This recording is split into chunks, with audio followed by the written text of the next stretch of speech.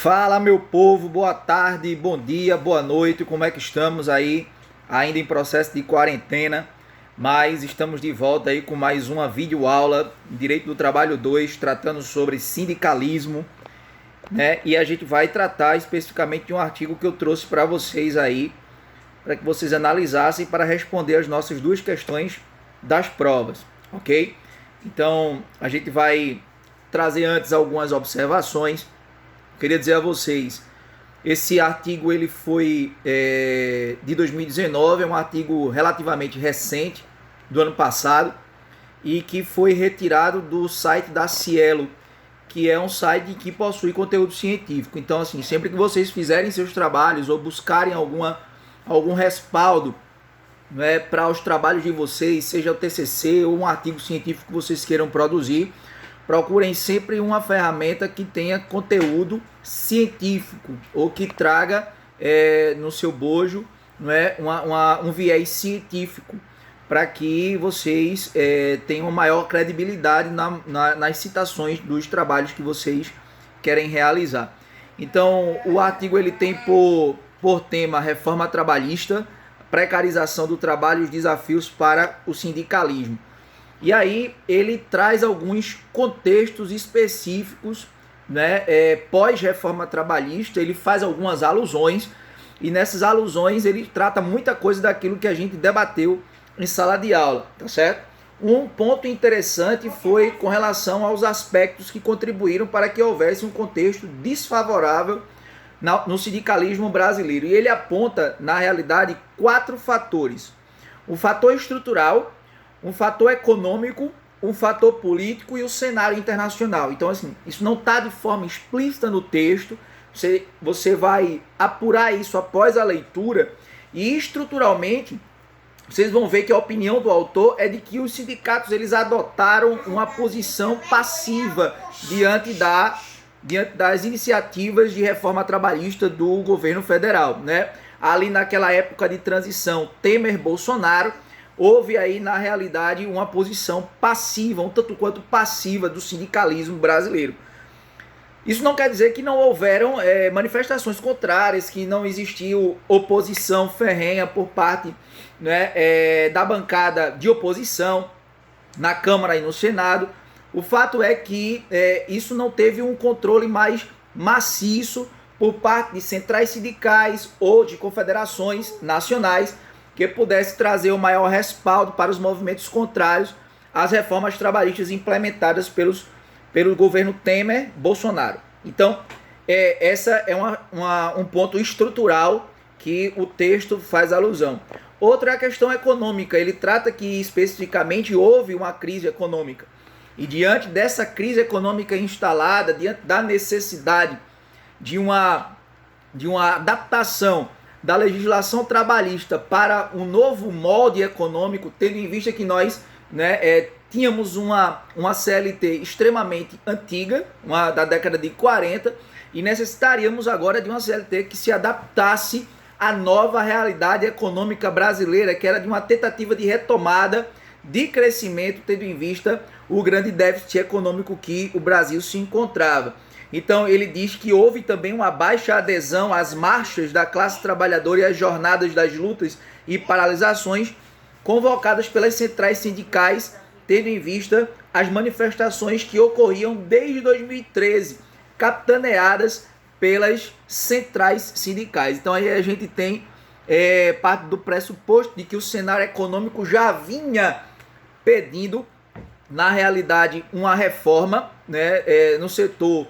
não só econômico, mas também na legislação trabalhista, e com a entrada, né, de um novo ideal no governo federal, né, um ideal mais com ausência do Estado, né, aí a gente trata do ideal do neoliberalismo, né, uma ausência mais do Estado, Estado menos interventivo, tá? Mais tocado nas questões estruturais do que implementando legislação trabalhista que seja apoiada só pelo poder público, e na realidade a gente, no ideal neoliberal, deixa, né, em voga a questão das privatizações e da ausência do controle estatal, né, ou o controle estatal somente para questões pontuais. Então, isso foi um dos fatores que agravaram aí e trouxeram um cenário sindical desfavorável, uma vez que houve essa postura de mudança por parte do governo federal. E o fator político, nós tivemos um fator político e de clamor social na realidade, porque, não sei se vocês lembram, estávamos na época do impeachment da presidenta Dilma Rousseff, e a gente vinha dentro de um contexto, e o autor fala isso, de que o sindicalismo brasileiro estava diretamente ligado, né, ao viés do petismo, ao viés da esquerda, e parte desse pressuposto, né, com uma nova mudança, com um paradigma novo agora implementado pelo impeachment, a gente tem agora o PT ligado aos esquemas de corrupção. E quando isso ocorre, isso também contribui para a derrocada desse cenário de manifestação de lutas de classe, que era, né,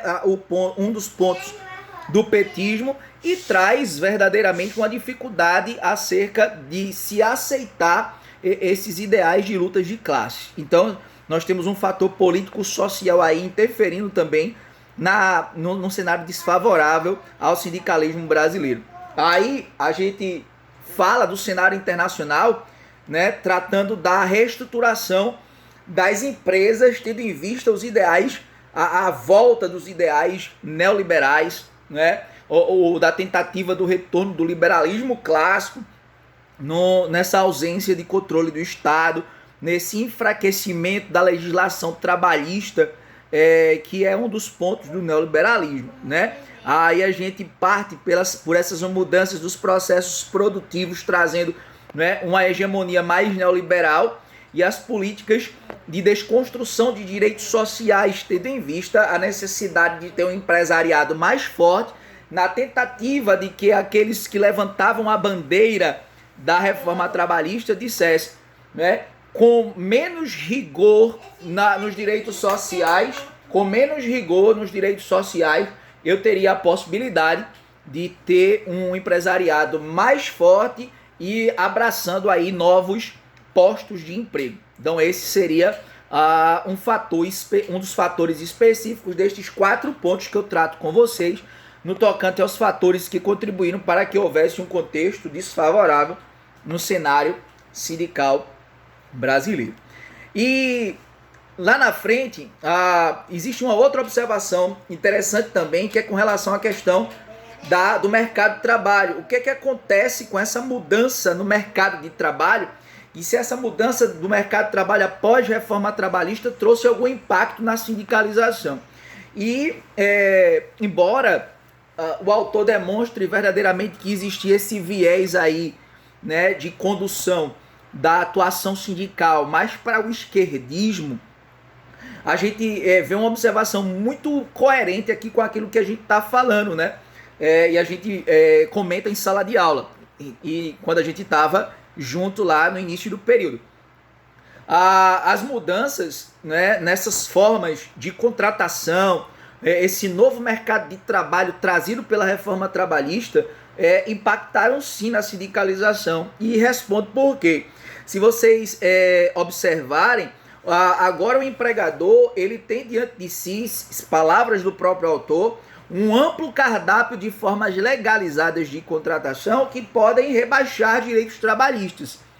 Eu concordo com esse tópico utilizado pelo autor na observação feita referente ao novo mercado de trabalho trazido pela reforma trabalhista, tendo em vista que nós temos contrato de trabalho como o contrato intermitente, e a gente fez essa análise no ano passado, né, no semestre passado,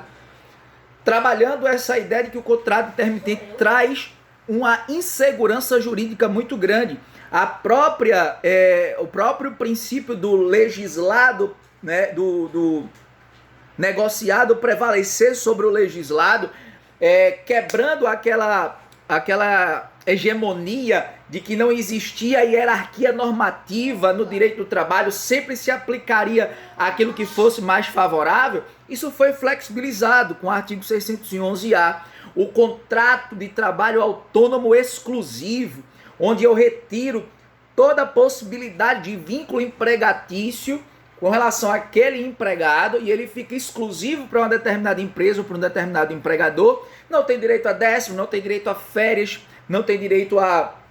FGTS, então isso flexibiliza direitos trabalhistas e traz verdadeiramente uma dificuldade até na organização sindical dessas formas mais precárias de contratação, né? A gente vê que, além disso, nós tivemos as questões de taxa de sindicalização que caíram tanto para os trabalhadores formais quanto para os informais, né? E isso impactou bastante o mercado de trabalho e a progressiva queda das atividades mais tradicionais do ponto de vista sindical. Então eu tenho o maior número de contratações em contratos de trabalho que trazem uma diminuição de direitos trabalhistas, né, fomentando um aumento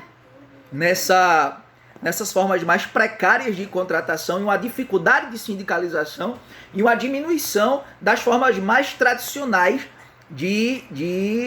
contratação, de contratos que era com uma carteira assinada, né, com amplos direitos trabalhistas a serem observados, e isso fez com que houvesse uma grande dificuldade aí na questão da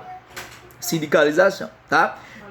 Eu tratei de 2 tópicos aí ainda do artigo, já são 11 minutos, quase 12 minutos de vídeo, vou tratar outros 2 tópicos do artigo para a gente poder concluir e mandar para vocês aí fazerem também as observações de vocês. Lembrando que isso aqui é uma análise minha do artigo, né? Isso é uma interpretação também pessoal no tocante àquilo que a gente já vem visualizando no cenário brasileiro quanto à sindicalização, ok?